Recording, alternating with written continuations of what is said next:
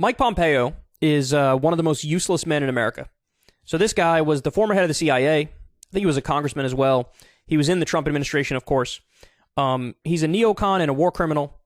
My favorite Mike Pompeo moment is when he said, literally, like in an interview on camera, homeboy said, yeah, I mean, you're told not to lie, cheat, and steal, but that's literally all we did at the CIA. Like, that was our way of life. It's like, bro, do you realize people are listening to you and watching you? Like, why would you say that openly? And then expect people to still respect you? Like, admitting you lie, you cheat, you steal, and, like, you're proud of that fact? Unbelievable. So now, Mike Pompeo, he wants to run for president.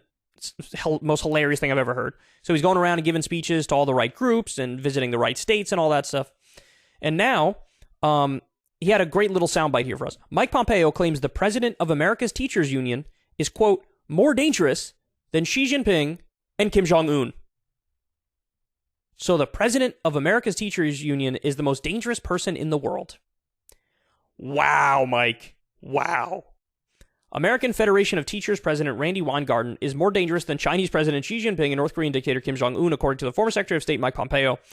Pompeo, a possible 2024 GOP presidential candidate, told Semaphore at the Republican Jewish Conference in Las Vegas that, quote, making sure we don't teach our kids crap in school is something he would run on.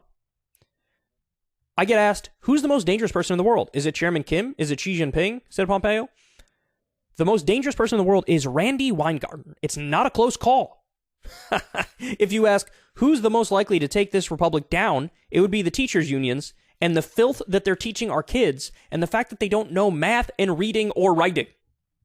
If our kids don't grow up understanding America is an exceptional nation, we're done. All right, let me pause there.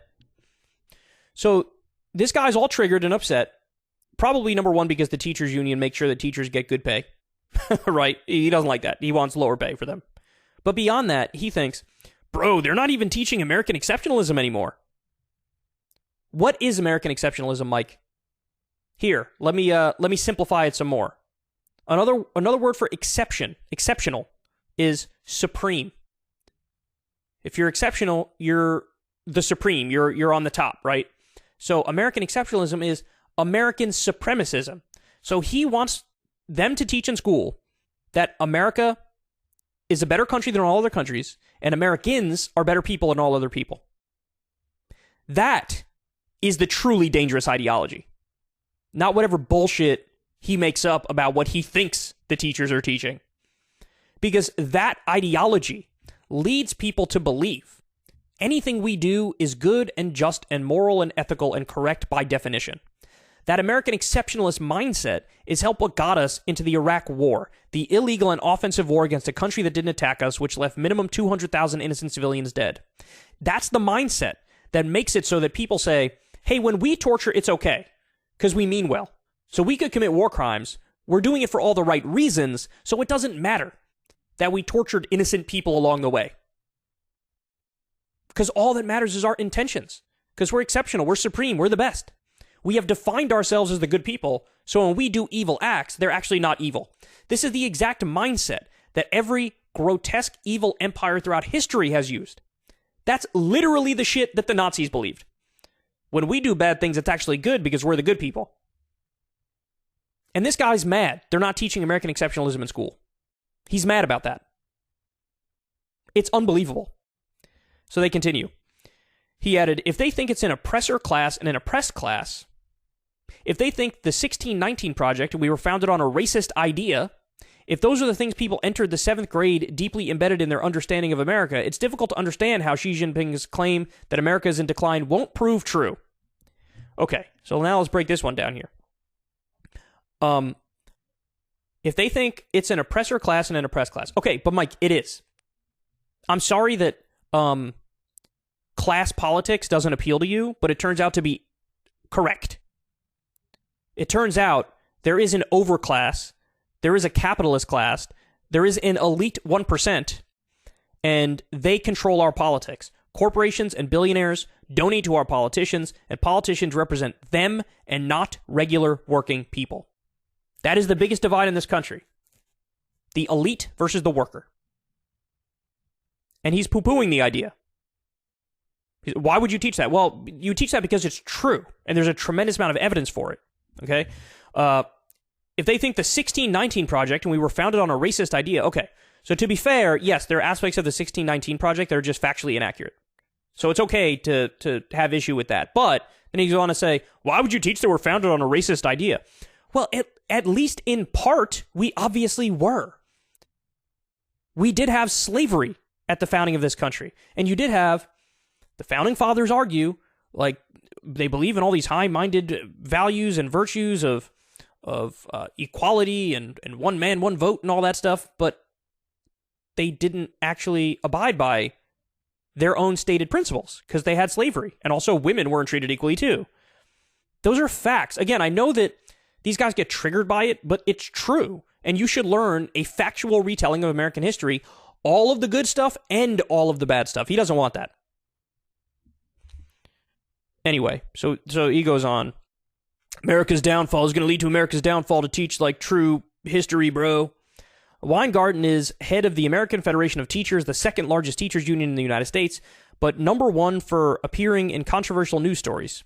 Weingarten is frequently combative with conservatives and Republicans and does not hold back in her public opinions on controversial issues, including very prominently on the subject of parental input. Weingarten's response to Pompeo was in keeping with that publicly aggressive demeanor. Quote, he needs to fund his campaign, she said. He doesn't have a base, so he's trying to get millions from the anti-union, anti-public education billionaires like Betsy DeVos. That's exactly what he's doing. Pompeo is desperate to be labeled as the extremist in the Republican presidential primary, she added. He's using the same strategy, the extremist strategy, that didn't work for them in 2018, 2020, and 2022.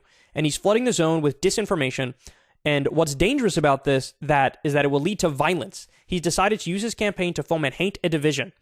Weingarten previously agreed with a controversial letter sent to the Biden administration comparing angry parents to terrorists, and has said that parental rights bills are how, quote, wars start. Okay, so first of all, let me just say, I do not at all believe the framing of this here, right? This whole, like, parental rights argument that was going on, really, at the core of that debate was the bills that were passing in Florida around the Don't Say Gay bill and, like, the Stop Woke Act and stuff like that. And the whole idea was, hey, man, conservatives said, we don't want, like, you know, we don't want teachers teaching our kids gender ideology and confusing them about what's a boy and what's a girl, and so you can't bring these things up at a young age.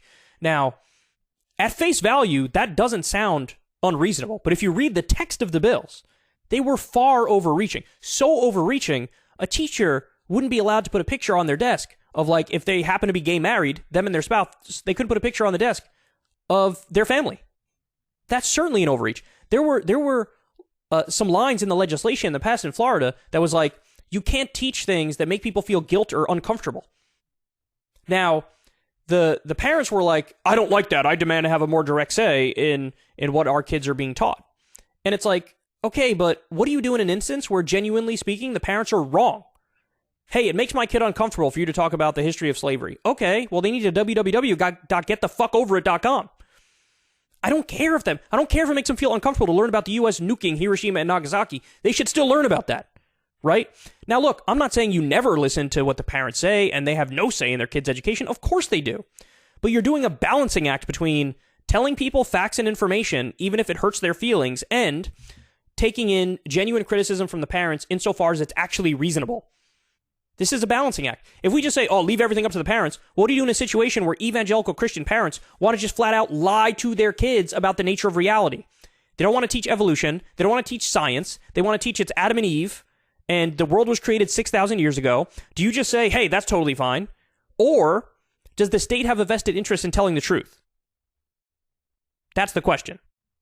So I don't buy their framing of this here, just to be clear. But yes, Pompeo is desperately trying to make a name for himself, desperately trying to get his name recognition up, desperately trying to raise money from people like Betsy DeVos.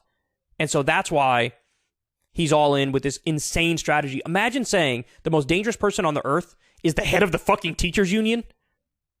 Get out of here.